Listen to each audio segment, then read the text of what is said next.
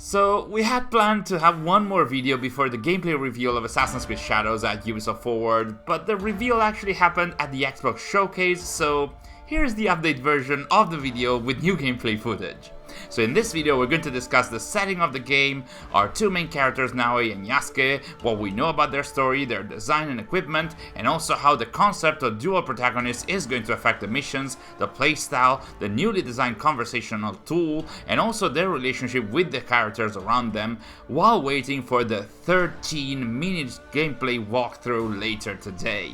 So let's not wait any longer and let's dive into the recent news about Assassin's Creed Shadows.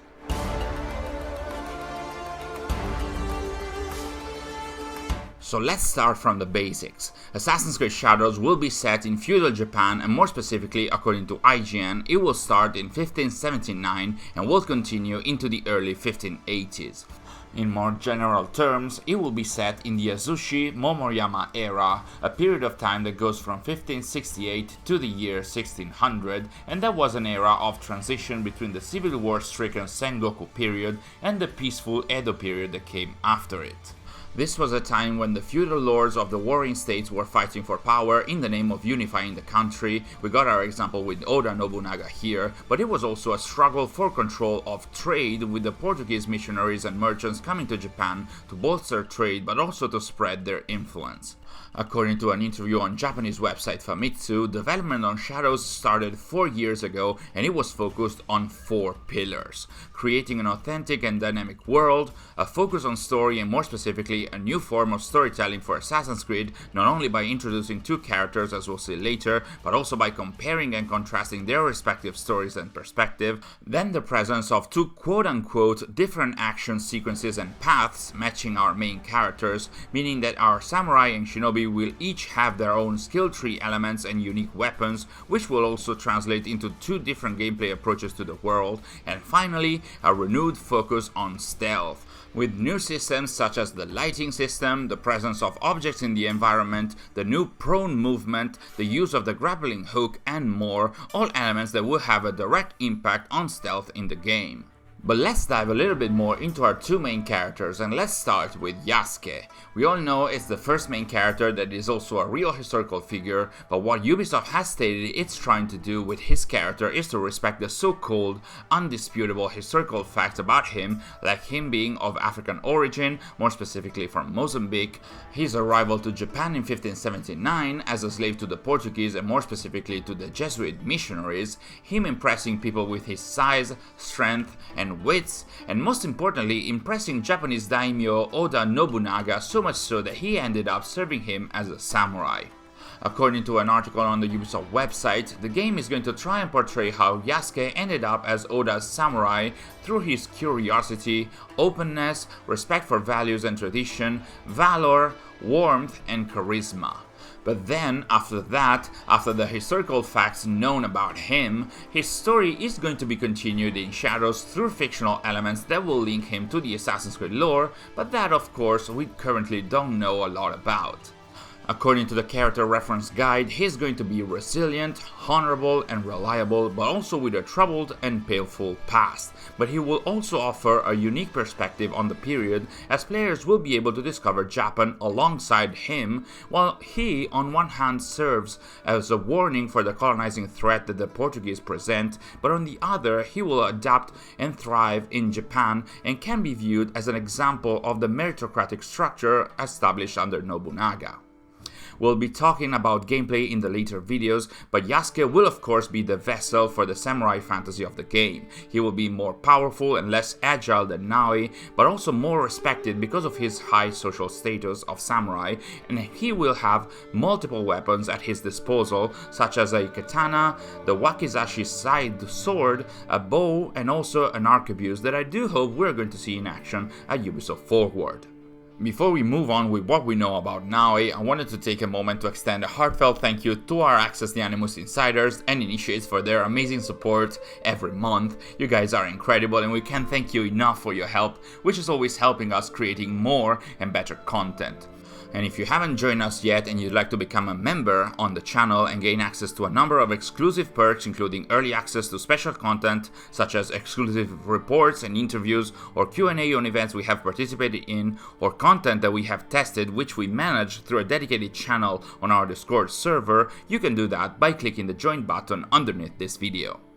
So back to our two main characters. On the other side of the spectrum we have our second hero and playable character, that is Naoe, a swift and agile shinobi whose talents, according to IGN, align more closely with Assassin's Creed's traditional hero archetype. She is a fictional character, but she will also have her own ties to history, as she will be portrayed as the daughter of real historical figure and famous shinobi Fujibayashi Nagato. It also looks like her mother or an ancestor of hers might have been a samurai, as the character reference guide mentions that she has combined shinobi and samurai roots.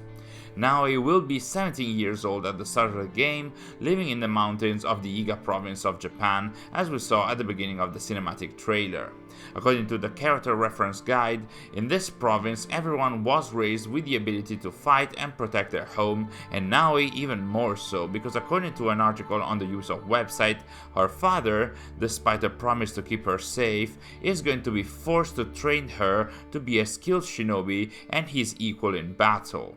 Naoe has also been confirmed to be an assassin within the century-spanning Brotherhood, which has been surprisingly rare to say in the last few years for the main characters of the franchise, and it's likely because of that she is going to receive her hidden blade as a gift from her father, who at this point I guess is going to be tied to the assassins in some way or form.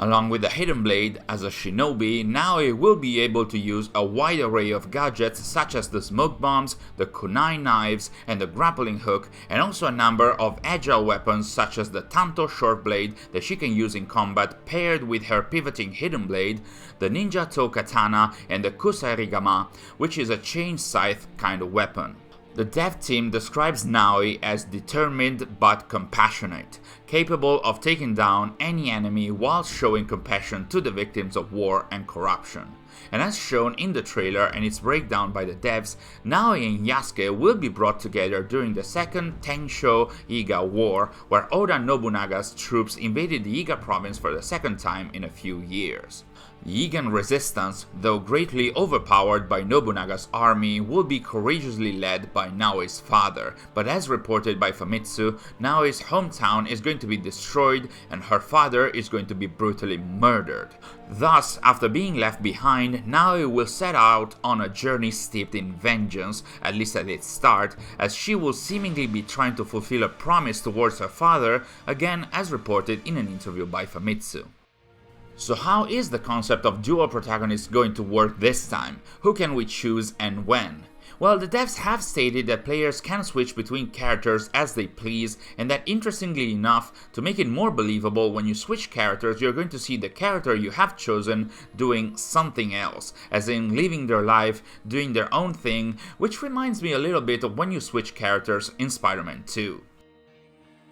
As for what concerns quests, it's going to be a little different. Apart from quests that are specifically dedicated to one of the two main characters, including their introduction quests, the other quests can be played by either character, which means, according to creative director Jonathan Dumont, that if a quest needs to be started by one character and completed by the other, the setting must accommodate both playstyles. More specifically, according to game director Charles Benoit, the player will be asked at various points during the missions if they want to continue as Yasuke or Naoe, and according to an interview with IGN, this will happen between objectives. So it feels like during the actual missions, players might not be able to switch characters at any time, while they should be able to do that in the open world exploration. According to an interview with Famitsu, the concept of dual protagonists will also apply to the new conversation tool in the game, which makes it so that in the conversational scenes, the player will decide which of the two protagonists is going to speak,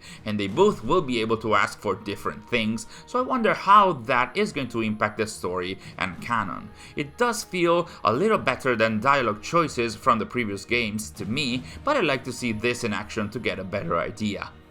Also, while we are on the topic of the dual characters, an article on the Ubisoft website reported that Naoe and Yasuke's different personalities will lead them to have different relationships and rapports with other characters, as they don't always feel the same way about people, nor do people always feel the same way about them. Also, some characters in the world can have different expectations of Naoe and Yasuke, and in some cases will prefer to deal with only one or the other, so I guess choosing who speaks with whom might have an impact later on in the story. This will also apply to the romantic side of things, with the Ubisoft News article mentioning that Naoe and Yasuke will also attract and be attracted to different types of people, and thus through the pair, players will quote-unquote get to experience a multitude of relationships, which does resemble to a degree the systems from the last few games of the franchise, but of course we'll have to see how much player choice will have a role in that.